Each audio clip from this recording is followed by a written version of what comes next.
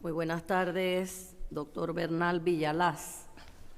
Por favor, nos brinda su nombre completo, número de cédula, edad y domicilio donde reside, por favor. Muy buenas tardes, ciudadanos magistrados.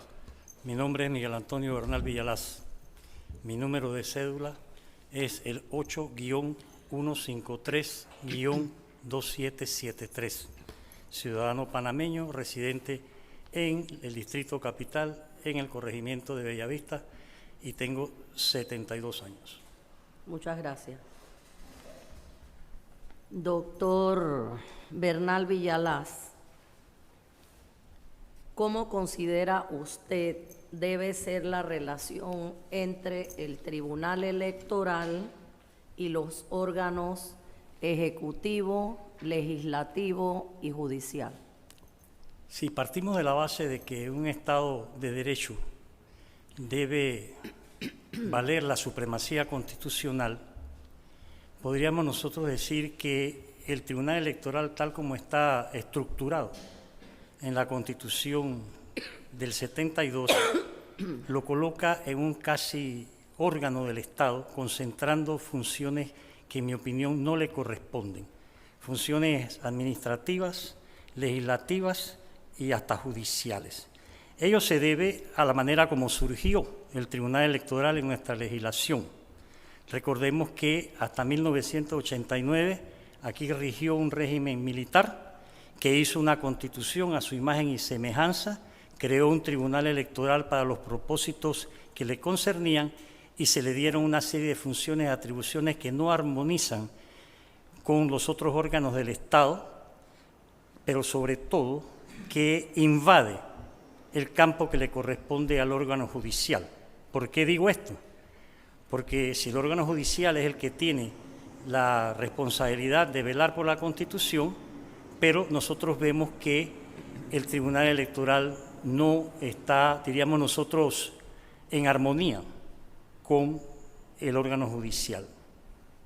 Prueba de ello es que, por ejemplo, si yo como ciudadano tengo que interponer un amparo de garantía frente a una actuación del órgano ejecutivo, no lo puedo hacer frente a una actuación del Tribunal Electoral, porque ellos le han dado una potestad que raya con lo que diríamos nosotros abuso de autoridad, al decir que solamente cabe el recurso de inconstitucionalidad y, como todos sabemos, los fallos de inconstitucionalidad son a futuro. Y lo digo en base a que me ha tocado de los últimos 15 años, para no ir más para atrás, presentar recursos de inconstitucionalidad contra actuaciones del Tribunal Electoral. En la mayoría de ellos he recibido la aprobación de parte del órgano judicial porque son escandalosamente escandalosos. Muchas gracias. Doctor Bernal Villalaz, ¿cuál es su visión respecto a o de la figura del fuero penal electoral? Bueno, yo considero que si nosotros estamos en una república debe primar el principio de la igualdad ante la ley, y eso no se puede evadir en el terreno de lo electoral, donde están ejercidos los derechos ciudadanos, los derechos, parte de los derechos políticos. Yo no acepto ni concibo que nosotros sigamos admitiendo esa denominada figura del fuero electoral, porque se ha prestado hasta la fecha a toda una serie de abusos de autoridad, a toda una serie de actuaciones que no armonizan con la necesaria democratización que este país clama con urgencia. Así que, tajantemente, no al fuero, porque aquí le dan fuero hasta los que actúan como jurado de mesa.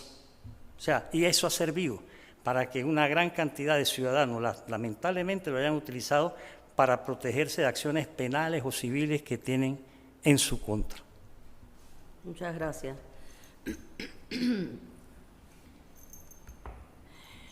¿Qué cualidades estima que usted posee que le permitirían atender el compromiso enorme que tendría con la sociedad de ser escogido como magistrado del Tribunal Electoral?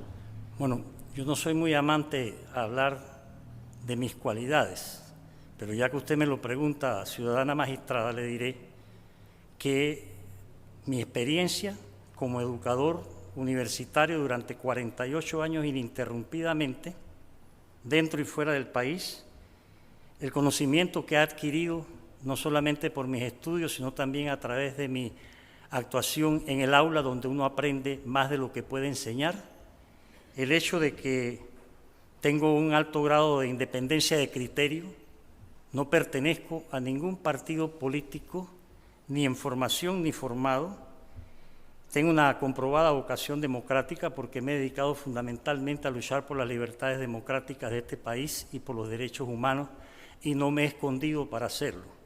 Aparte de eso, creo cumplir con los requisitos solicitados de idoneidad, tanto en la Constitución como en la ley, y antepongo ante ustedes mi conciencia cívica y democrática, que creo que urge que exista también dentro del Tribunal Electoral, donde considero que no la hay.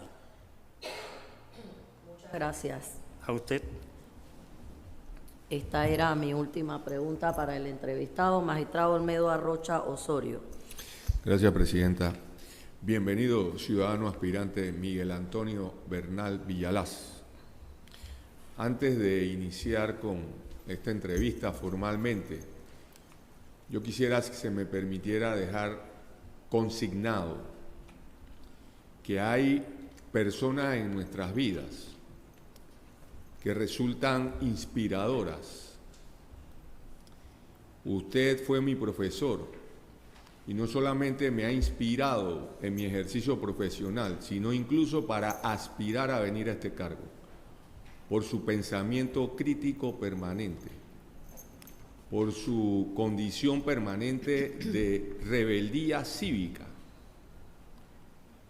por su espíritu combativo. Y yo lo quiero dejar como constancia. Gracias. Dicho eso, ciudadano aspirante Miguel Antonio Bernal Villalaz, ¿qué lo inspira a usted ahora a aspirar a este cargo?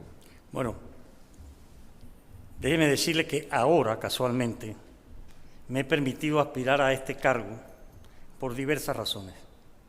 La primera de ellas es porque desde mi análisis y visión de país, nuestra población con los acontecimientos de julio de este año ha lanzado un clamor público masivo de que se requieren con urgencias cambios y transformaciones en nuestras instituciones.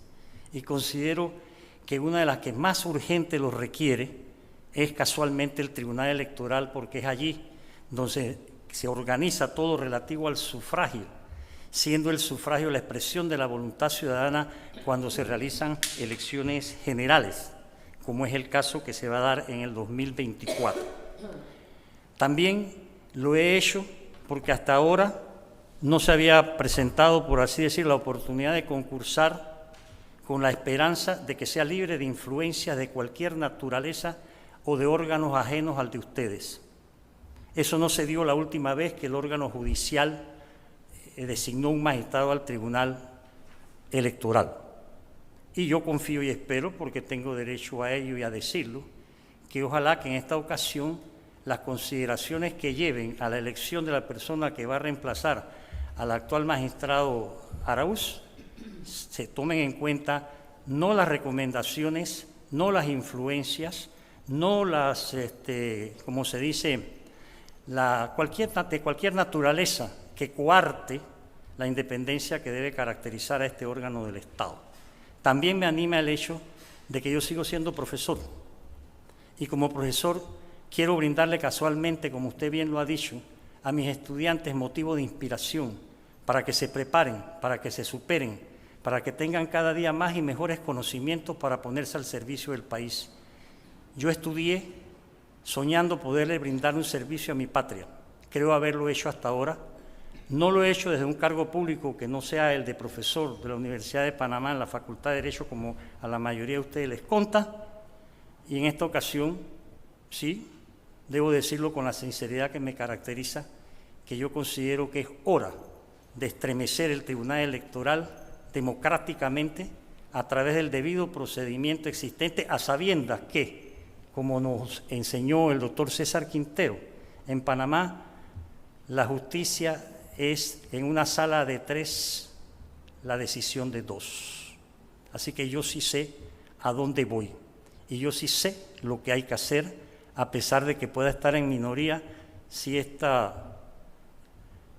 órgano del Estado decide que lleno los requisitos que consideren ustedes para entrar al Tribunal Electoral.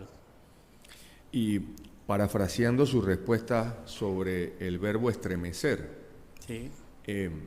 Una vez usted estremezca ese árbol, ¿qué haría para que nazcan nuevos frutos? Bueno, ese árbol no se puede estremecer si no hay una participación ciudadana, porque esto no es una tarea exclusiva de un individuo, esto tiene que ser una tarea colectiva. Lo que pasa es que ahora mismo la participación ciudadana está exiliada de las actuaciones del Tribunal Electoral. Y yo creo que hay que buscar los mecanismos correspondientes con la ley en la mano y con la Constitución, muy especialmente el segundo párrafo del artículo 17, que abre las puertas para que nosotros no tengamos que sujetarnos a la lectura formal de lo que dice la Constitución, pero sí podemos utilizar todas las experiencias y sobre todo los logros que se han alcanzado dentro del sistema interamericano de derechos humanos a aplicar o hacer que se aplique el principio de convencionalidad. No será una tarea fácil, pero yo sí tengo la certeza de que podemos acometerla si la opinión pública, a través de distintos mecanismos de participación, de consultas ciudadanas que no se hacen, se puede hacer. Es más, y con el permiso de ustedes, eso que acaba de pasar en el Tribunal Electoral con la firma es extremadamente escandaloso. Y eso pone de manifiesto a dónde estamos, preparando un fraude para el 2024. Muchos no querrán aceptarlo o verlo, pero las evidencias están ahí. Lo mismo hicieron en el 19 con la firma. Dijeron que algunos candidatos habíamos ido a los cementerios a buscar firmas y todo era parte y arte de los propios magistrados del Tribunal Electoral. Ahora le saltó la liebre con la tecnología y mire dónde estamos. Entonces eso genera desconfianza, incredibilidad y sobre todo, después de los sucesos de julio, mata las esperanzas que han quedado en el ambiente de que aquí hay que introducir cambios. Y cuando hablé de estremecer, no quise utilizar la expresión que en su momento hizo el colega José Salvador Muñoz cuando dijo que Panamá necesitaba un revolcón. Pero yo creo que el Tribunal Electoral necesita más que un revolcón, necesita un cambio. Hay que ir a las elecciones el 24 con un Tribunal Electoral totalmente nuevo. Si se queda cualquiera de los que están, esto no va a funcionar. Esa es mi opinión. ¿Usted ya ha avanzado algún criterio que yo del cual quería pedirle su opinión, y es cuál es su consideración con respecto a que en la Constitución política actual solo se permite el control de las decisiones del Tribunal Electoral a través de demandas de inconstitucionalidad? ¿Usted le parece, por supuesto, teóricamente, que esto es suficiente, es poco o es mucho control? No, yo considero que en el caso concreto del artículo que se establece allí, para que solamente se admitan recursos de inconstitucionalidad, se están violando varios de los principios que deben acompañar a un Estado constitucional y que deben acompañar a la supremacía constitucional. Uno de esos principios es la división de poderes. Ahí no existe cuando se le limita al ciudadano, sobre todo, a que solo tiene el recurso de inconstitucionalidad. En segundo lugar, choca con la normatividad de la Constitución, los principios de normatividad de la Constitución. También afecta la misma legalidad de un sistema que debe tender hacia una democratización, hacia un Estado democrático de derecho, que creo yo que debemos caminar hacia allá. Y también no hay, en mi opinión, un respeto de los derechos fundamentales de la ciudadanía. Los 3 artículos que contiene la Constitución actual para el Tribunal Electoral les da demasiadas funciones administrativas, legislativas y judiciales que no pueden entonces venir a decirse que solo cabe el recurso de inconstitucionalidad. Yo creo que tenemos que buscar los mecanismos apropiados para que eso cese y despojar al Tribunal Electoral de la cantidad de poderes que, en mi opinión, no les corresponden ejercer, porque para eso están los otros órganos del Estado, y ellos no son un órgano del Estado. Antes en Panamá había un jurado de elecciones Yo considero que nosotros debemos caminar de la mano de la tendencia constitucional en América Latina de consejos nacionales electorales, no de tribunales, sin olvidar que este tribunal, que tiene un magistrado que ya tiene 32 años de estar allí, ha pretendido en un par de ocasiones llamarse Corte Suprema Electoral y no lo lograron gracias a que el pueblo le dijo no al referéndum donde se sometió ese cambio. Gracias por su respuesta, ciudadano aspirante. Gracias, ciudadano magistrado. ¿Algún magistrado o magistrada desean formular alguna pregunta o preguntas al entrevistado?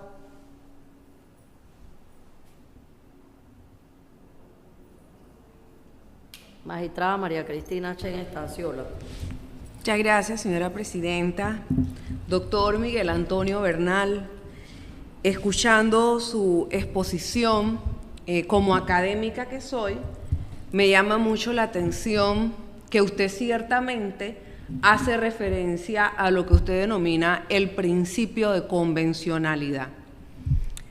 En su opinión, ¿cómo conciliaríamos la teoría del control de convencionalidad con los derechos políticos, entendiendo que todos los pueblos tienen derecho a definir su autodeterminación, su concepto de vida, su filosofía que se refleja en la Constitución? En su opinión, ¿cómo conciliaríamos control de convencionalidad con libertad política y autodeterminación de los pueblos? Bueno, podemos partir desde distintas perspectivas. La primera de ellas sería el artículo 4 de la Constitución vigente, que establece que Panamá acata las normas del derecho internacional. En segundo lugar, siendo nosotros como Estado parte del Sistema Interamericano de Derechos Humanos, los fallos de la Corte Interamericana señalan que los Estados que integran el sistema deben acatar las decisiones que se tomen a nivel de la Corte Interamericana de Derechos Humanos, cosa, entre paréntesis, que Panamá como Estado no está cumpliendo debidamente y somos hoy el país que tiene más denuncias por violaciones a los derechos humanos en la Comisión Interamericana de Derechos Humanos. El principio de convencionalidad es el resultado de la evolución que se está teniendo desde que en 1948 se dictó la Convención Americana de Derechos Humanos y hemos llegado a un punto en que se trata de buscar la forma más garantista, no solamente de los derechos fundamentales, sino de los derechos humanos que hoy en día abarcan los derechos políticos, sociales, culturales y económicos. Entonces yo creo que nosotros podemos perfectamente buscar los mecanismos correspondientes para que se aplique plenamente el principio de convencionalidad en lo que se refiere a los derechos políticos de los ciudadanos, porque hoy por hoy, tal como está establecido en el Código Electoral, lo que se hace es violarlos. O sea, en otras palabras, aquí en mi opinión, con el Código Electoral lo que se ha hecho es secuestrar al ciudadano de sus derechos políticos. Hoy por hoy, la participación ciudadana está excluida del sistema electoral y se limita, si vamos a la práctica, exclusivamente a que cada 5 años deposite un voto que ya viene condicionado. ¿Por qué? Por el alto grado de favoritismo que el Tribunal Electoral se ha buscado todos los mecanismos con los partidos políticos, creándonos una partidocracia que restringe. Antes en Panamá había partidos municipales, hoy no hay. En otros países se permite que asociaciones de la sociedad civil debidamente legalizadas, legitimadas, puedan participar en ciertos comicios que se dan. Aquí, bueno, lo decía hace un momento atrás, el escándalo de las firmas revela realmente dónde estamos. O sea, estamos bien distantes, no solamente de lo que es el principio de convencionalidad, sino de lo que es el artículo 21 de la Declaración Universal de los Derechos Humanos, que nos enseña que todo ciudadano tiene derecho a participar en plan de igualdad en los asuntos públicos de su país. Y entre los asuntos públicos del país está lo electoral, que, repito, en mi opinión, tiene que estar sometido por todos lados a lo constitucional, y no como ahora, que ellos tienen una serie de potestades, repito, administrativas, legislativas y judiciales. ¿Cómo es posible que nosotros tengamos aquí un sistema penal electoral, con fiscales, con jueces? ¿Dónde quedan las garantías constitucionales? Eso tiene que radicar en un órgano del Estado. En este caso, tiene que ser el órgano judicial. Eso a mí me parece que hay un extremado abuso y que hemos sido, tanto los ciudadanos como las autoridades correspondientes, extremadamente complacientes con la gula de poder que se viene desarrollando en eso que todavía llamamos Tribunal Electoral. Muchas gracias, doctor Bernal. Finalmente, una pregunta adicional. De llegar usted a ser electo magistrado del Tribunal Electoral, ¿qué cambios propondría usted en el mismo? Bueno, déjeme decirle que de llegar yo como ciudadano a ser magistrado del Tribunal Electoral, tenga la plena certeza que pondré lo mejor de mí para que se puedan introducir todos los cambios que se requieren. Ahora, antes de terminar de contestar, le hago la salvedad. Acuérdense que yo sería uno y ellos son dos. O sea que no va a ser fácil la tarea, pero yo quiero ir con la esperanza y la certeza de que si abrimos las puertas para la participación ciudadana, las cosas pueden mejorar. Y si se registra un verdadero control de parte del órgano judicial sobre el Tribunal Electoral, se pueden introducir toda una serie de cambios. Primero, como le dije hace un momento atrás, la participación ciudadana. Hay que buscar todos los mecanismos de participación, porque hoy por hoy la democracia no puede ser como era antes, tiene que ser ultra participativa. Y por eso, por tercera vez, señalo que estoy muy motivado por lo que pasó aquí en julio, porque me temo que si no empezamos a introducir los cambios que se requieren, nosotros nos corremos el riesgo de encontrarnos con situaciones que tenemos que evitar. Hoy por hoy, el Tribunal Electoral, me parece a mí, hay que adecentarlo, porque está caracterizado por un alto grado de autoritarismo que no corresponde a estos tiempos. Entonces hay que empezar a desmantelar toda una serie de medidas, un abultamiento de personal que no corresponde a una verdadera participación ciudadana y porque no se está cumpliendo la función primordial que debe tener una dependencia electoral en este país, que es la función instructiva, educativa para con los ciudadanos, de tal manera que estos conozcan mejor sus derechos ciudadanos.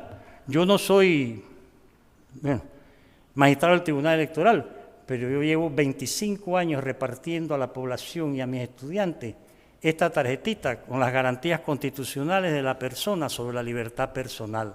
Y lo hago como ciudadano, lo hago como catedrático de Derecho y lo hago por la vocación que tengo de que este país pueda poco a poco, no se hace, Roma no se hizo en un día, de que nosotros podamos alcanzar esto. Pero la muralla principal para mí, Miguel Antonio Bernal Villalaz, para poder alcanzar una serie de derechos fundamentales, se llama Tribunal Electoral, porque lo han hecho a imagen y semejanza del interés de una sola persona, y no a la imagen y semejanza de los intereses de los ciudadanos que conformamos la República de Panamá.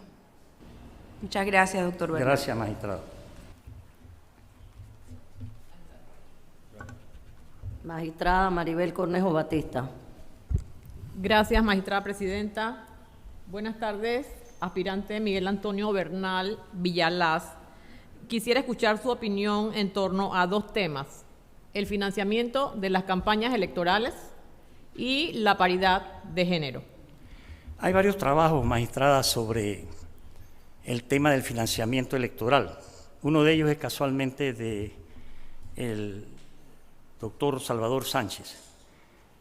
En mi opinión personal, el financiamiento o la proclividad a querer hacer creer que le corresponde exclusivamente al Estado el financiamiento de los partidos y que en la actualidad se viene haciendo a desmedro de una serie de decisiones que habría que tomar en otro terreno, como lo son la educación, por ejemplo, porque a los partidos políticos se le dan casi 50 millones para sus menesteres.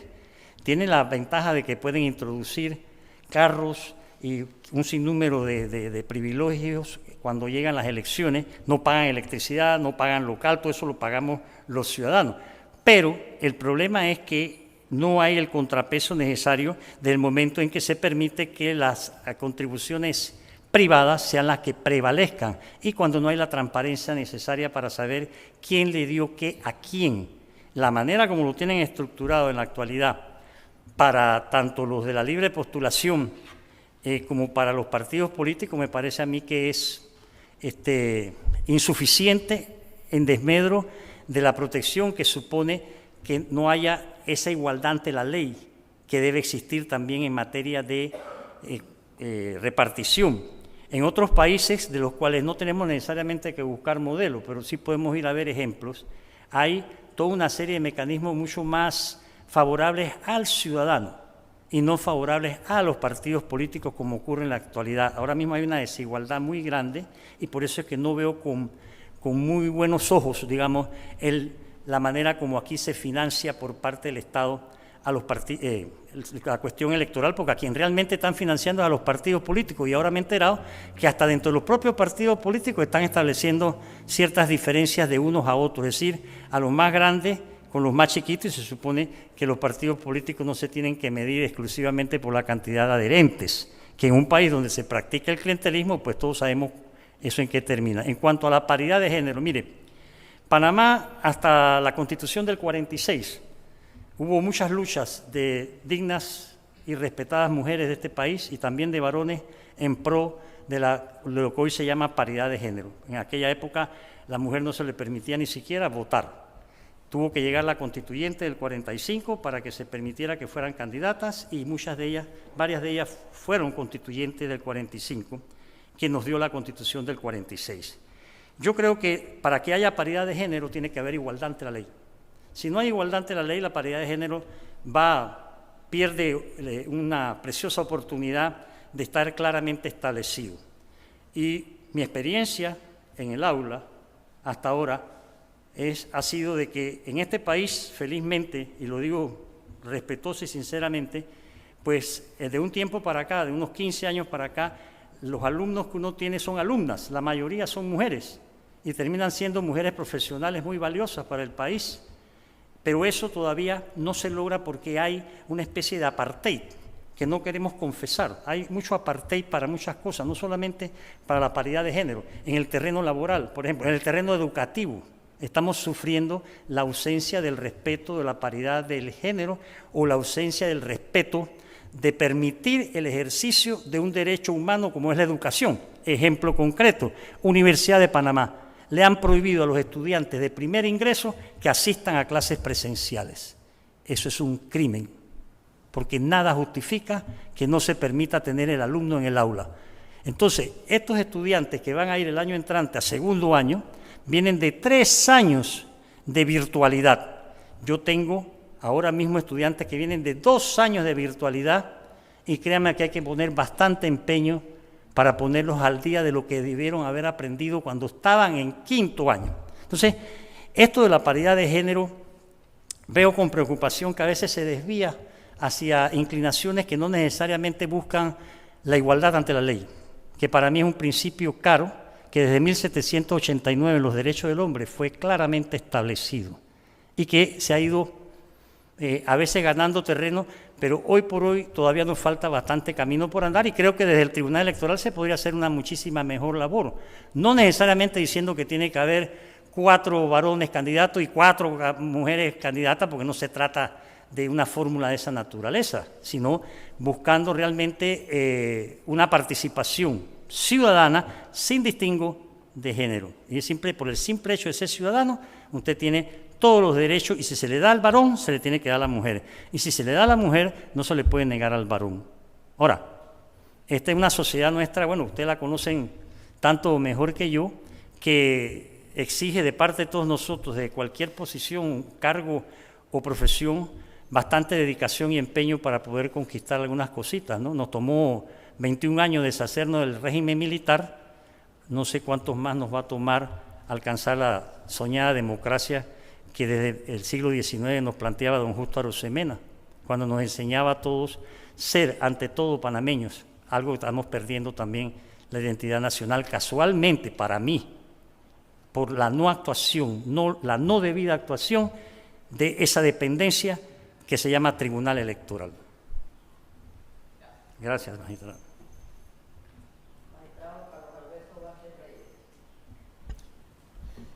Bienvenido, doctor Miguel Antonio. Gracias, magistrado.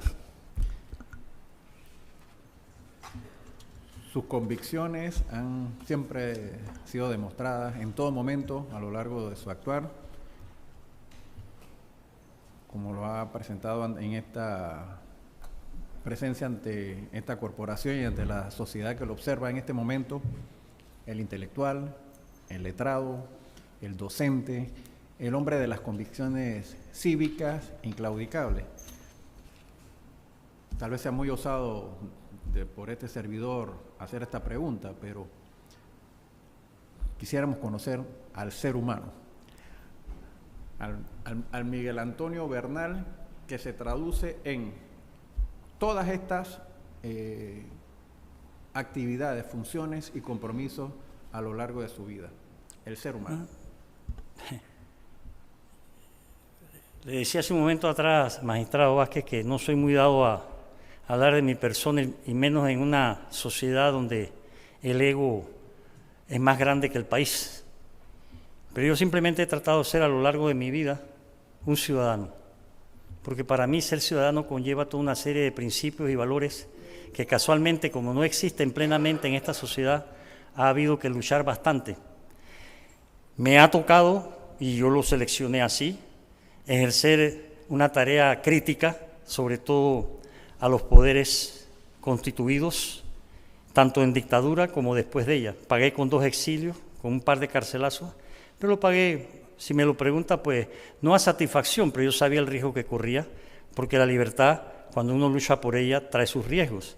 El problema es cuando la gente no quiere arriesgar nada por conquistar la libertad. He sido, sí creo que lo puedo decir ante ustedes, a quienes muchos conocí cuando eran estudiantes, creo que he sido un dedicado educador. He tratado de cumplir académicamente y eso me costaba también tuve que pagar caro, hacerle críticas al señor que se apoderó de la universidad por 20 años. Pero al aula siempre he llevado todo mi conocimiento, no me he quedado con nada, porque creo que esa es la función de un educador, tener estudiantes que se superen y que lo emulen a uno. Y la mayor satisfacción que uno se lleva como educador es cuando ve que sus estudiantes se van superando, con los cuales uno puede tener diferencias, uno puede disentir. Lo que pasa es que esta es una sociedad donde la epidermis de muchos servidores públicos es delicada y donde usted hace una crítica, brincan y se molestan y te quitan el habla o te tuercen la boca, pero a mí ya yo me acostumbré, así que eso a mí no me afecta.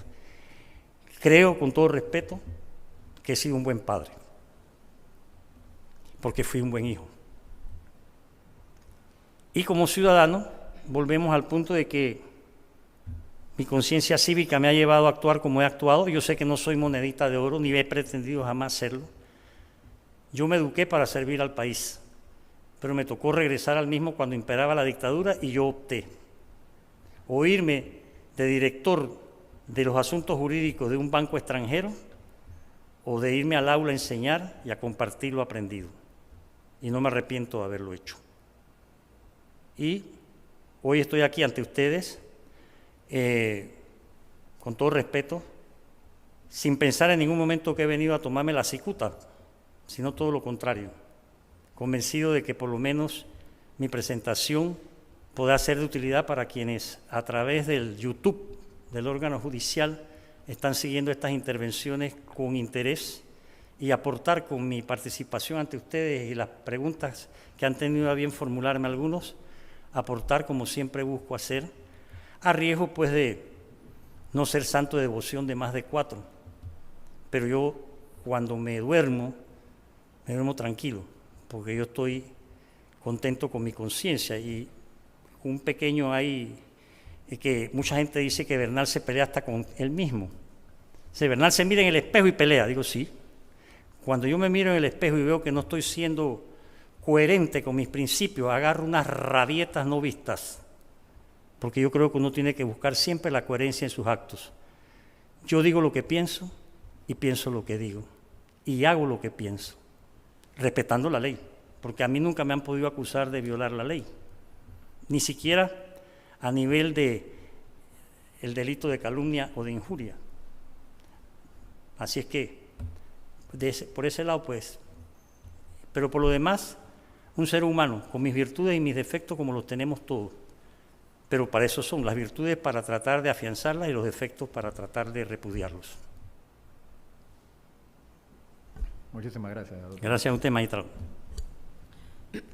Muchas gracias, doctor Miguel Antonio Bernal Villalaz. Se ha agotado el tiempo establecido para las entrevistas. Le damos las gracias por su asistencia a la misma y solamente le pediría muy brevemente que comparta con nosotros alguna reflexión que le hemos pedido a todos los aspirantes. Sí, y creo que no está de más, no como conclusión ni como epílogo, sino más bien como una permanente introducción que debe darse. Yo creo fervientemente en que nosotros tenemos que caminar hacia un Estado constitucional democrático de derecho. Eso supone que tiene que haber en esta sociedad un mínimo común denominador y una coherencia ciudadana para poder alcanzar determinados objetivos, algunos de los cuales tienen que ser inmediatos, porque ya vamos tarde, y otros van a tener que ser mediatos. Dentro de eso, yo me acojo a los principios de un Estado constitucional democrático de derecho, que van desde el principio de la separación real y efectiva de los órganos del Estado, que aquí llamamos poderes, el principio de la legalidad, de la legitimidad, el principio de la independencia judicial, que es vital en estos momentos a todos los niveles, y el principio democrático de que el poder público solo emana del pueblo. Soy creyente y estoy consciente que la vía más democrática, participativa, progresista para estos propósitos es a través de un proceso constituyente, con la participación plena de todos los ciudadanos de este país. No se ha alcanzado, pero yo sí tengo la confianza y la esperanza de que llegaremos a ello algún día. Y esa es, como dirían los estadounidenses de Shakespeare, last but not least, una de las razones por las cuales tengo interés en llegar al Tribunal Electoral, para desde allí educar e instruir desde mi cargo a la población en la importancia y la trascendencia que tiene en estos momentos la participación ciudadana, que la manera más efectiva que se da es dentro del marco de un proceso constituyente adaptado a nuestras circunstancias. No tenemos que ir a buscar modelos afuera, porque ya nosotros tuvimos una en el 45, cuando no había toda la tecnología y las cosas que hay ahora, y nos resultó positiva, por lo menos hasta que llegó el golpe. Así que esa sería mi reflexión, agradeciéndole a todos ustedes su hospitalidad y su paciencia. Muchas gracias, doctor Miguel Antonio Bernal Villalaz. Le van a entregar la cédula y puede abandonar el recinto. Lo abandono.